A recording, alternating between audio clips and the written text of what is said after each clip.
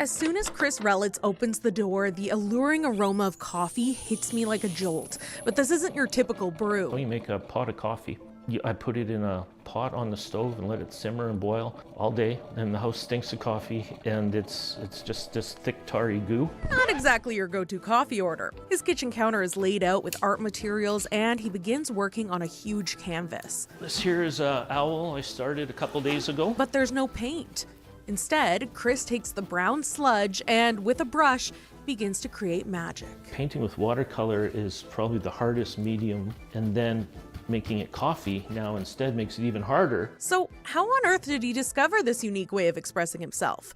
It started with his first career. I was a registered nurse for 25 years. Every 5, 6, 7 years, I would take a break from ICU and go work psychiatry. In 2018, while working inpatient mental health, a patient I didn't know, he sucker punched me. And he got on top of me and just started hitting.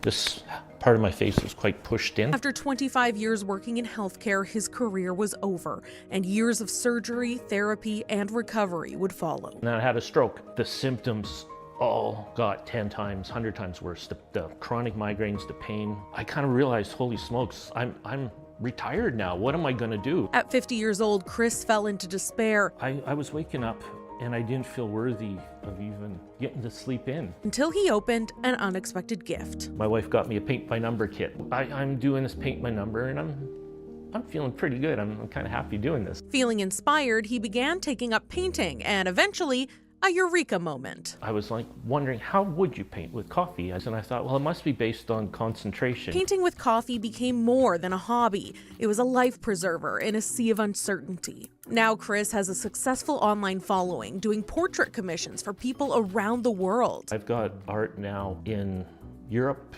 and Africa. My art's getting out there. And given Chris his life back. I feel like I've gone on a journey. It gets me up in the morning. I have a pep in my step. I don't know if it saved my life, but it sure improved it. I had one last lingering question to ask. Do you still like to drink coffee? I drink coffee. You got your water cup and you got your coffee cup. Putting the paintbrush in your coffee cup. It doesn't matter because it's all coffee. And with that, he takes another stroke of coffee and immortalizes it into a piece of art. In Saskatoon, I'm Alex Brown, 650 CKOM.